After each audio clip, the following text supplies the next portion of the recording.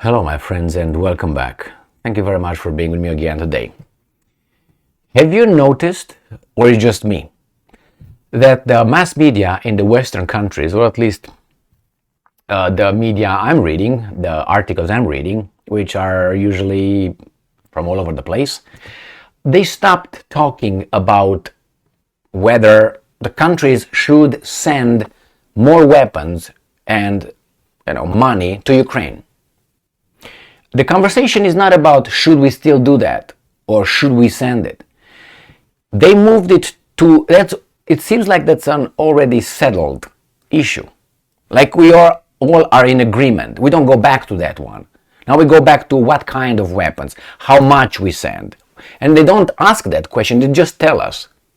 We're going to send this, Biden's going to send 378 million more. 1.5 billion, it's been sent this, we're gonna send this, it's the number now, they just let us know, because that's already like covered, we're okay, we all are in agreement, the mass media, and they did the job. This is like in cases of sexual abuse, molestation, it's called grooming. So you have the criminal, the sex molester, who picks the victim. And he goes in stages until if he succeeds in acting criminally, which is sexually molesting the child. And how do they do it? There's steps, and once a step is covered, stages, they go to the next stage. After the other one this gun drops. You don't talk about it anymore. It's covered. You go to the next one, and you go to the next one. I know that because I worked in the this kind of investigative job field. So I know these things, there are books on that, there's training, there's experience. Anyway, so it seems like we've been groomed already to just accept that the support, our money, is sent there. So it's not discussed anymore. It's the next stage, which is we're going to send this. That's already covered. The same these molesters do. First stage is getting to know the victim. So getting around the family, the victim, and so on. Secondly, building a rapport with the victim. Hey, how are you? Baba? Making himself likable. Then starts to become an authority figure, which the child will trust. And then starts challenging the child's authority figures, which are the parents. The parents are the enforcers as well. So go to bed, brush your teeth, you can't stay late. And the molester will be the guy who's going to be on the child side. Oh, come on, they can stay 10 minutes over 9 o'clock. It's not going to be, I'm here, it's okay. And the child will see, oh, I like Gigi. Gigi's on my side. So builds trust. And then the child gets hurt. Gigi's gonna go and take care of the child, maybe caress, I have a boo-boo here, let me kiss it, things like this. And they stages. He's not gonna go back to the first stage, hello, my name is Gigi. Or hey, let's build some rapport, let's be friends. No. So the same seems, and then they go further and further and further, exposing the child to pornography or things that the child is not supposed to. And then little attempts, and once it can't break that, comes back and works back again, and builds it, and again tries again. If it again doesn't work, waits and tries again. The same here with these guys. It seems like they already groomed us with accepting that we should send. It goes without saying. By default, we send Ukraine. We are their sponsors. It's like, I don't know, we just give money. Puck. That's it. No, for me, it hasn't been settled from the day one. You know what I mean? Why? Because I was not asked personally, hey, do you agree with that? And my answer would be that one. Oh, and I disagree with certain things. How things are ran and how much money these guys give, just like that. So what happened now? I made a video earlier today about Germany buying armored vehicles for Ukraine to send to Ukraine. So the German government, with the taxpayers' money, in the name of the taxpayers' money, in the name of the taxpayers, which already been groomed to accept it. They don't talk about that anymore. It's a cover thing. It's stage number 3 right now.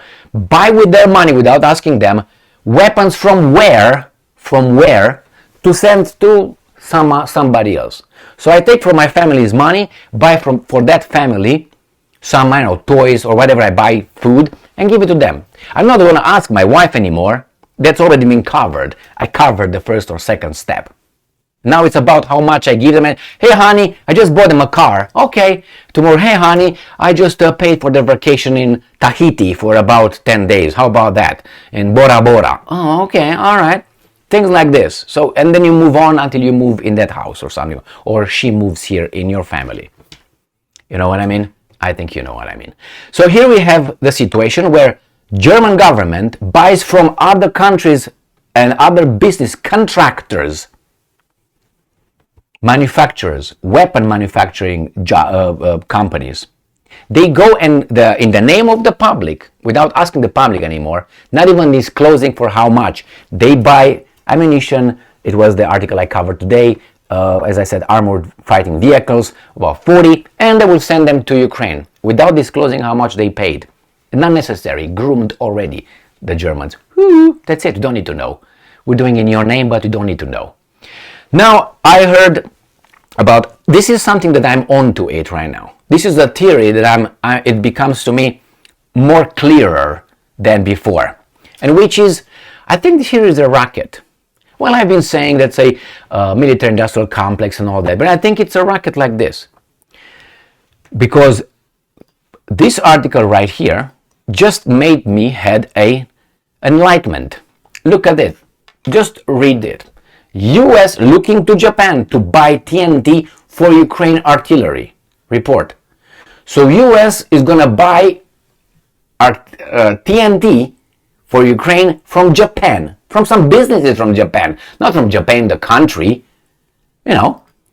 And I was thinking, wait a minute.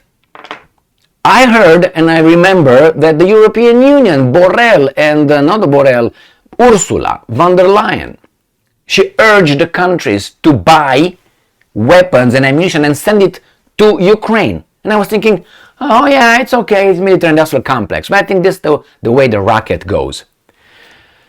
Companies, businesses, countries buy, companies profit with the money of the taxpayers, go to Ukraine. Those get blown up, the same cycle. Who's getting the money? Who's getting richer? Not the people who pay for the whole thing without even being asked anymore because it's a settled situation. The companies definitely get a lot of money. The countries work in a deficit. They don't work in benefit. No, they don't have a profit, I'm talking.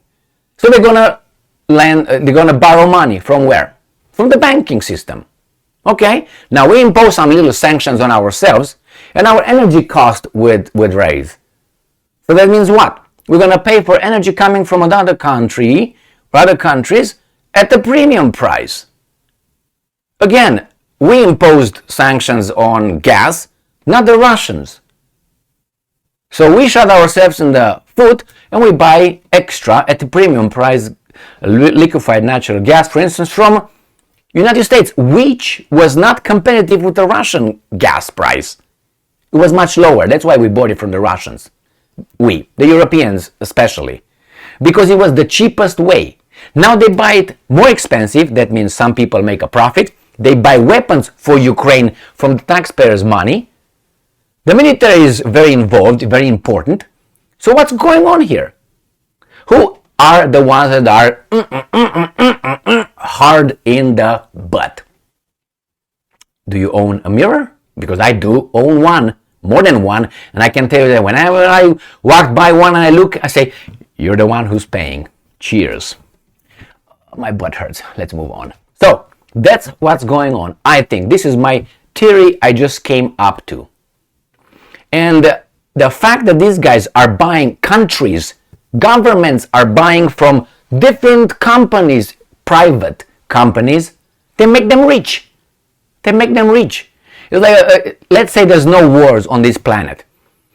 those companies will not make a lot of money. Why? Because they say, okay, we have to replenish our stockpile. Okay, we do this every 5 years. And in 5 years, these guys work, and then in 5 years, they don't work. But if it's a continuous war, how much money these guys make? A lot of money. A lot of money. You got it? I think that is something that is behind all this BS that these guys are in Ukraine right now. I'm talking about the Ukrainian nation and the Russian nation. This is just a theory. I don't know yet. We'll see. Okay? We'll see. I'm pretty sure that things are evolving and developing and changing, and I need to get more information to get deeper. But I think as of now, I'm pretty sure the profits are made by these guys with the help of the politicians. And if you look probably deeper into that, you find that for instance, Lloyd Austin, who is the defense minister, defense secretary, we call it in the United States of America, he used to be on the board of directors of Raytheon. That's a company that has air manufacturing things, blah, blah, blah. That's why we give a lot of things to those guys. And I think they were fighting to give some support to Ukraine again. The guy who was a general in the military went into the private. He worked as a board of director, whatever their directors board. He was appointed as a secretary of defense, and he gives contracts. To whom? And the politicians, look how much money the politicians get from banks, credit cards, companies, military, and many others like them. All right, so look into it. I just come with a little, I don't know, theory, idea. I don't know if that's the way it is. It seems to me, maybe I make some, obviously, I'm going to do some more digging, but as of now, what if? But remember, where is the, hey, should we send or we should not send? That's done. The conversation is like it's settled. Do you think it's settled? They move to the next one. Thank you very much for being with me again today. Stay strong, stay smart, look for the truth, and be just.